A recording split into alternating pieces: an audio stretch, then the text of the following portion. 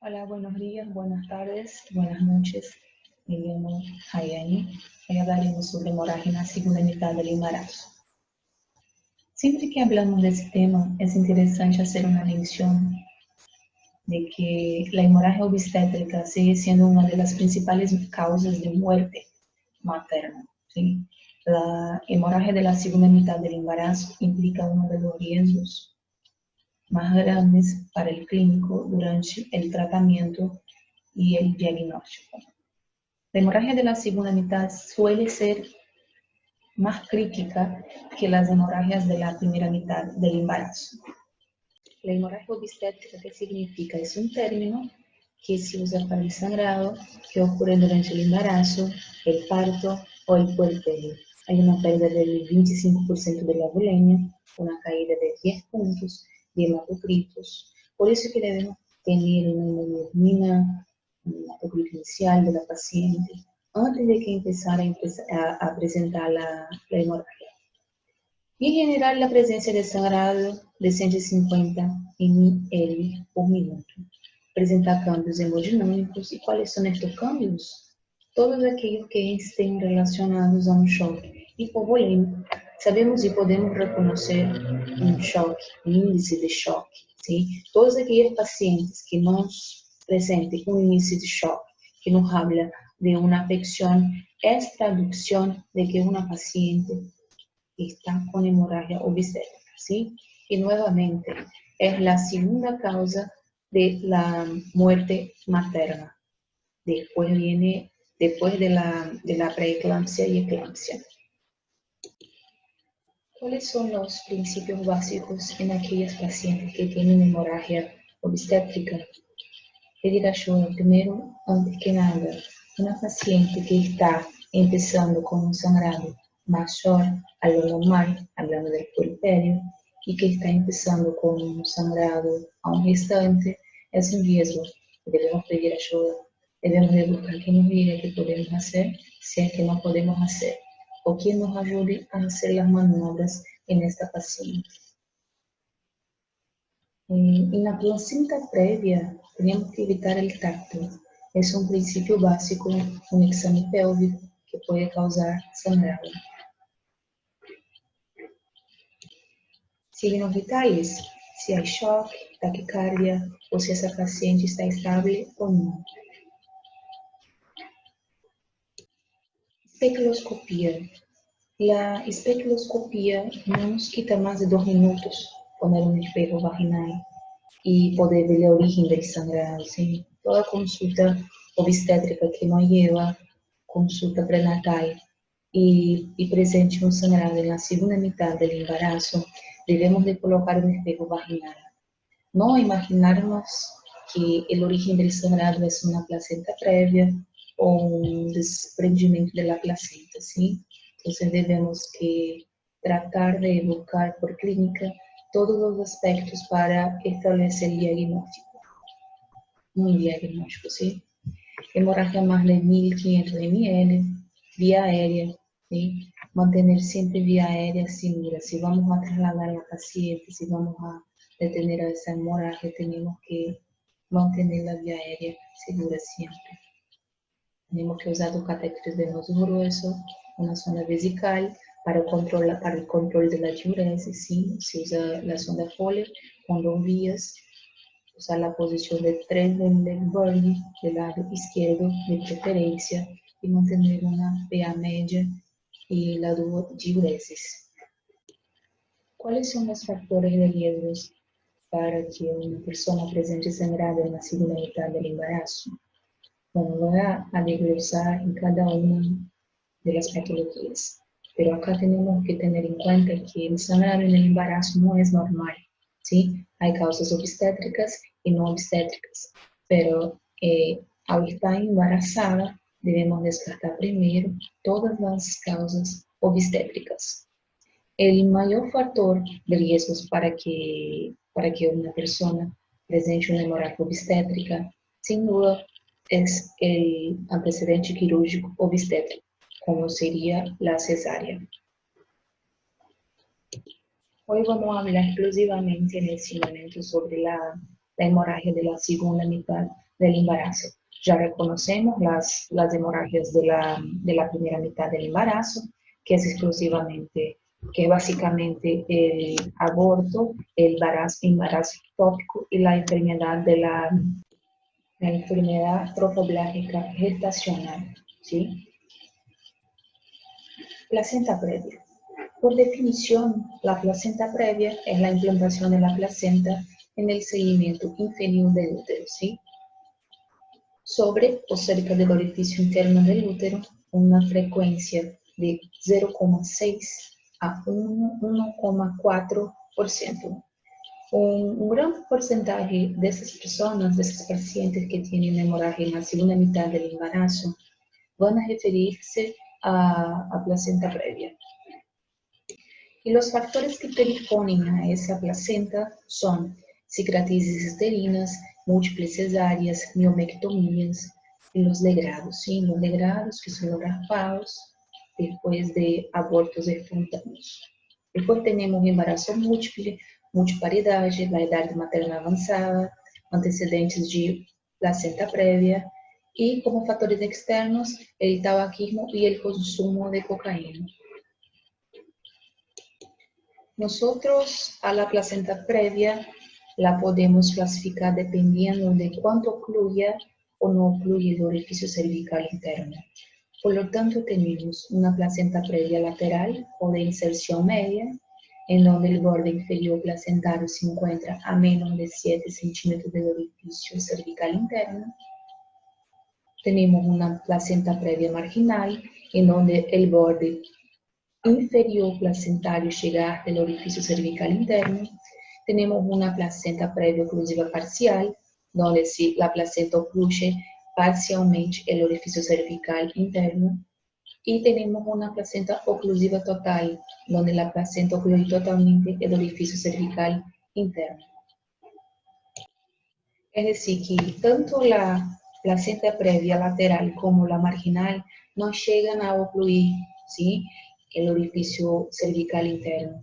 Mientras que la oclusiva total o la parcial sí lo ocluye tanto totalmente como parcialmente. Y en base a esto vamos a tener distintos tratamientos. Ahí les dejo abajo una imagen donde se destacan todos los tipos de presentaciones de la placenta previa. En lo que es la clínica del cuadro, el signo dominante es la hemorragia transvaginal, que corresponde al 90% de los casos, ¿sí? Esto puede ser espontánea, roja, roquilante, no presenta ni dolor ni contracción uterina, se destaca por ser una hemorragia intermitente y aparece en los últimos meses de embarazo, generalmente en los últimos meses. ¿Cómo vamos a diagnosticarla? Anamnesis. Siempre la anamnesis es la fundamental. Acá vamos a diferenciarlo de lo que puede ser el desprendimiento normal de la placenta que una placenta previa. ¿Por qué? Porque la hemorragia es indolora, de aparición brusca, es intermitente, ¿sí? Recordemos que es de color rojo rotulante. ¿Por qué? Porque proviene del feto, ¿sí? Mientras que la otra proviene de la madre. Digamos que es una hemorragia más oscura, parecida a una ámpora de café, si se quiere decir, como a la que es el embarazo ectópico, ¿sí? En el examen físico nosotros vamos a evaluar la ausencia de las contracciones, la frecuencia cardíaca fetal puede ser normal y la especuloscopía, si hacemos una especuloscopía vamos a confirmar que ese sangrado viene de la cavidad uterina. Como examen complementario, la ecografía es el método auxiliar por excelencia, posibilita el diagnóstico de certeza de la placenta previa por su rapidez, su inocuidad, su seguridad, ¿sí? Y la ecografía abdominal corresponde a 95% con vejiga llena. Acá les pongo imágenes ecográficas en donde podemos ver en las dos de arriba una placenta previa marginal y una oclusiva total, ambas ecografías normales. La de abajo es una placenta previa oclusiva parcial, ya con Doppler, ¿sí? Donde se puede ver que se ocluye todo el cervix y la propia placenta ocluye el cervix. ¿Cómo hacer el prognóstico de la placenta previa? Tanto materno como fetal van a estar aumentados por las diferentes causas. En la materna, en lo que son las causas maternas que aumentan la morbilidad son la alta hemorragia y los trastornos de adherencia del útero. Mientras que en la morbilidad fetal, esta puede estar aumentada por premadurez, anemia fetal, retraso del crecimiento intrauterino y conlleva que la mortalidad fetal sea de 25 a 40%. Debemos excluir de la placenta previa causas de origen ginecológico, que son las infecciones cérvico-vaginales, las tumoraciones, los pólipos, los miomas, las neoplasias, traumatismos genitales, varices vulvovaginales. Además, debemos excluir causas de origen obstétrica como el desprendimiento prematuro de la placenta, la ruptura uterina, la vasoprevia, el inicio del trabajo de parto y desgarros cervicales durante el trabajo de parto. Además, causas generales como las displasias sanguíneas. Todos estos factores tenemos que excluir de la placenta previa, ¿sí? Como un diagnóstico diferencial. El tratamiento de esta patología depende de varios factores como son el curso y magnitud de la hemorragia, la edad y el desarrollo alcanzado por el feto, la presencia o no de trabajo de parto, manifestaciones de sufrimiento fetal y la presencia o no de complicaciones maternas. En lo que respecta a la edad gestacional, ¿a qué edad gestacional debemos alcanzar? La literatura dice que debe llegarse al máximo a 36 a 37 semanas de gestación. ¿Sí? Hay literatura que dice 36 semanas, hasta 36 semanas se deben hacerse las interrupciones del embarazo de esas pacientes. No debemos permitir que empiece con trabajo de parto. Se deben de hospitalizar para un protocolo de estudio desde las 34 semanas, establecer bien los grados, si es que tuviera algún grado de acretismo, y si esa placenta previa, mantener la paciente en una vigilancia estrecha. Si estamos ante una hemorragia grave, se produce la interrupción del embarazo independientemente de la gestación. Ahora bien, si estamos delante de una hemorragia leve a moderada, se recomienda una internación con reposo absoluto, dando ultrainhibición si fuera necesario, controlar la hemorragia y vamos a evaluar la vitalidad del feto. Y en ese momento vamos a producir nosotros maduración pulmonar con corticoides. Y una vez maduro, terminar el embarazo con cesárea. Ojo que se puede hacer, digamos, parto por vía vaginal, ¿sí? Si nos encontramos con una placenta marginal o una placenta previa lateral o a través de maniobras, ¿sí? Que ya no se practican tanto porque hoy todos nos lleva a una cesárea, pero existen maniobras donde se puede producir el parto por vía vaginal siempre cuando estamos en presencia de estos dos tipos de placenta previa.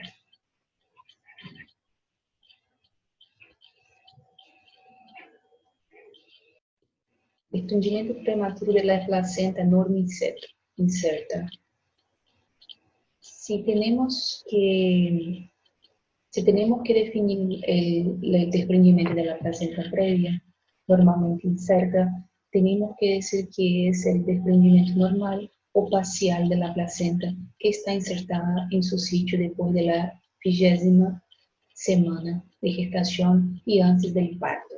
Tiene una frecuencia de 0,5 a 1%.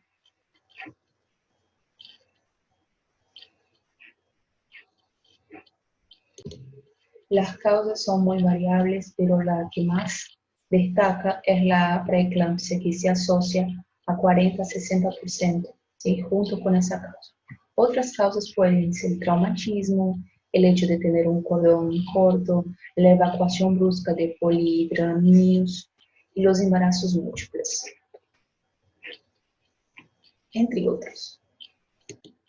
Y lo que es la patogenia, cuando hablamos de una preeclampsia, se produce una arteriolitis aguda de las arterias espiraladas y eso conlleva a que se produzca una necrosis de la vesícula basal. Esto es lo que hace que produzca que el desprendimiento de la placenta. Por lo tanto, se produce una acumulación de sangre en los espacios intravenosos entre la placenta y la pared uterina, ¿sí?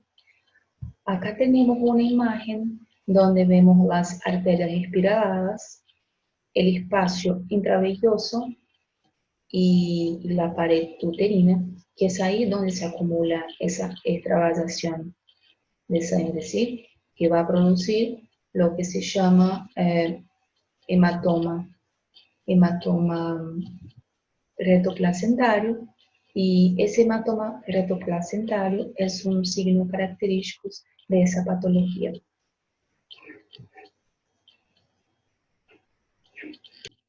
Ese hematoma se puede disecar y separar por completo las membranas, romper las membranas y introducirse en la cavidad amniótica. O exteriorizarse, que es lo más frecuente que pasa con esa patología. Ahí tenemos la imagen de cómo se forma el sangrado retroplacentario. Por detrás de la placenta, ¿sí? Vemos como un coágulo ahí en la pared uterina. En la clínica es muy variable, ¿sí? Dependiendo de cuánto se haya desprendido la placenta. Puede ser una hemorragia muy leve, que incluso puede ser hasta asintomático, o sea, no manifestarse hemorragia. ¿Por qué? Porque puede haber hemorragia oculta ahí. Y eso quiere decir que todo el sangrado que se está localizando en el hematoma retoplacentario, por ende el paciente no va a tener un sangrado visible, pero igual ese sangrado va a estar ahí presente, pero va a estar oculto. Sin embargo, si nosotros hacemos una miotomía en estas pacientes, vamos a obtener un líquido amniótico sanguinolento, ¿sí? Y si esa placenta se desprende menos de 1/3 de la placenta, nos encontraremos con signos de anemia, ginecorea oscura, ¿sí? No va a tener un sangrado rojo rutilante. En este caso es más oscuro. El útero es irritable, doloroso, hipertónico y un feto que puede presentar bradicardia y taquicardia, ¿sí? Ahora, ¿qué pasa si se desprende más de 1/3 de la placenta? No encontraremos un cuadro ¿sí? de mayor gravedad con riesgo materno-fetal. Van a presentar signos de shock hipovolémico. Aquellas pacientes que tienen un sangrado hemodinámicamente empiezan a estar inestables. Aunque no tengamos un sangrado, esta paciente está con un desprendimiento prematuro de la placenta, ¿sí? Va a tener un útero hipertono, ausencia de latidos fetales y trastornos de la coagulación. En cuanto al diagnóstico, fundamentalmente nosotros nos vamos a basar en la clínica. Cuando a nosotros nos llega esa paciente que tiene un hipertono, tiene un sangrado que encima oscuro, medio oscuro, un no rojo, rutilante, el feto presenta bradicardia, presenta taquicardia, un doloroso a la palpación y tiene signos de anemia. Con eso yo ya puedo tratarla, ¿sí? Ahora bien, podemos usar también como una herramienta en el diagnóstico la ecografía. Esa ecografía, ¿por qué? Porque con la ecografía nosotros vamos a poder notar y evaluar ese hematoma rectoplacentario, que acá se lo pongo en esa imagen, ¿sí? Se debe sospechar en toda gestante con embarazo mayor de 20 semanas que presenta un sangrado progenitales o dolor abdominal o ambos, una historia de trauma o aquellas que presentan trabajo de parto pretérito no explicado, todo lo que ya dijimos. El diagnóstico diferencial, ¿con qué vamos a hacer? ¿Sí? Vamos a hacer con la placenta previa y con la ruptura uterina. Con la placenta previa, en este caso, la hemorragia más rojo-rutilante y abundante y no se presenta la hipertonía uterina. La ruptura uterina, vamos a encontrar que vamos a tener que tener en cuenta antecedentes quirúrgicos o trauma. Y el pronóstico de ese cuadro, tanto materno como fetal, vamos a tener equivalente a un 20%, el materno, mientras que el fetal es el peor pronóstico. ¿Por qué? Porque tiene mayor riesgo de mortalidad, debido a que a asfixia fetal por hipoxia, anemia, anomalías del sistema nervioso central, además de muerte materna.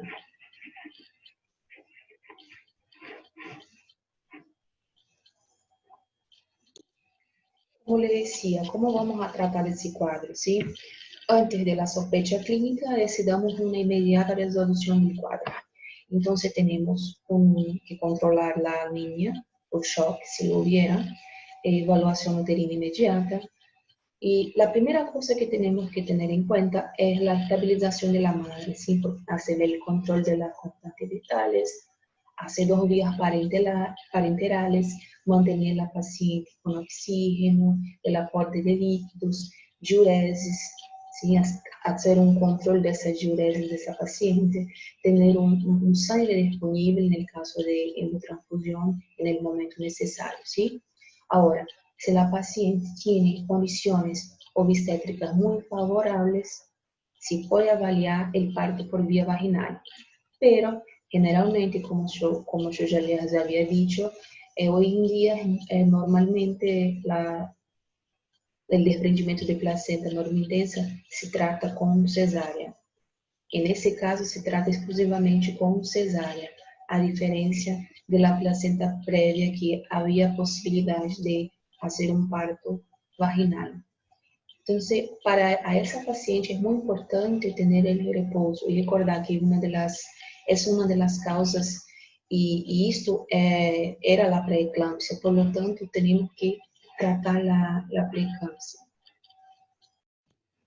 Bien, ahora vamos a hablar de la tercera causa de hemorragia, que es la ruptura de una vasa previa, ¿sí? Es decir, la inserción de la mentosa del cordón umbilical, que significa que durante un trecho el cordón transcurre entre las membranas ovulares.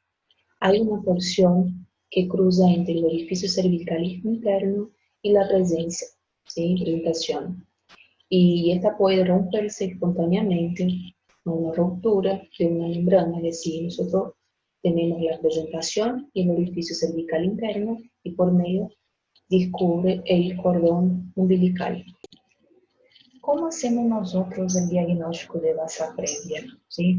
A través del tacto vaginal, donde nosotros vamos a encontrar resaltos en las membranas ovulares por delante de la presentación, que van a latir sincrónicamente con el feto. Y delante de una ruptura, donde hay una hemorragia, donde vamos a encontrar con una sangre roja rutilante, donde ahí nosotros tenemos que hacer el diagnóstico diferencial con la placenta previa, teniendo en cuenta toda la clínica que ya hablamos en la placenta previa, ¿sí? La vasa previa representa una urgencia porque la mortalidad fetal es muy alta, de un 60%, porque estamos hablando de sangre proveniente del cordón umbilical. Por lo tanto, la conducta obstétrica va a ser siempre la cesárea.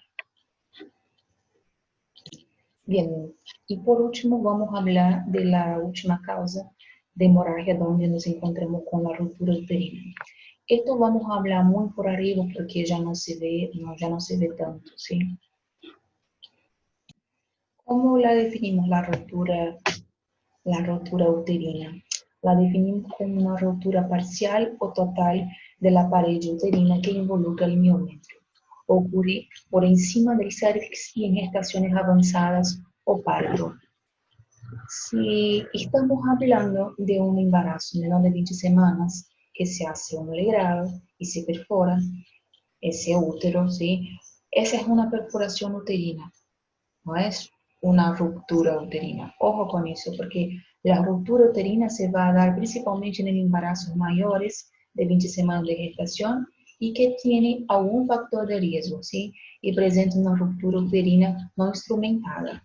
No es tan frecuente porque tiene una frecuencia de 0,5, pero esa frecuencia es muy común en los centros de alta complejidad. Entonces, afortunadamente, es la que tiene menor incidencia en comparación con las demás.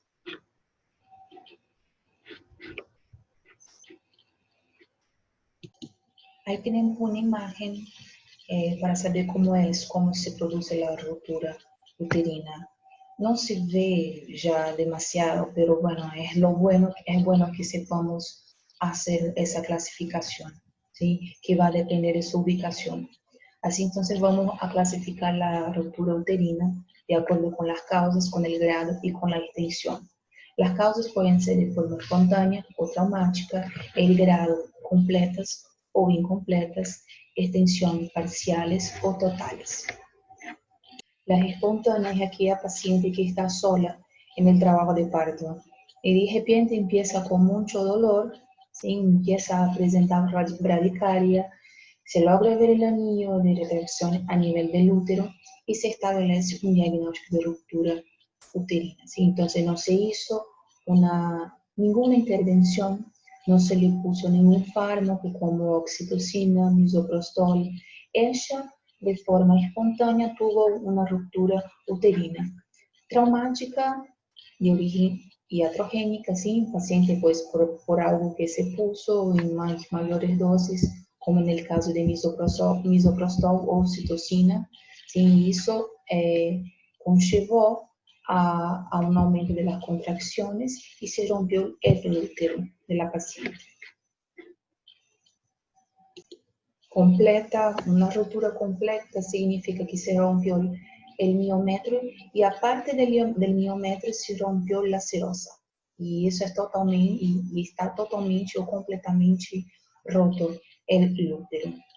En la incompleta, ¿qué es lo que pasa? El miometrio se rompe, pero la serosa sigue cubriendo el útero, no está totalmente roto el útero.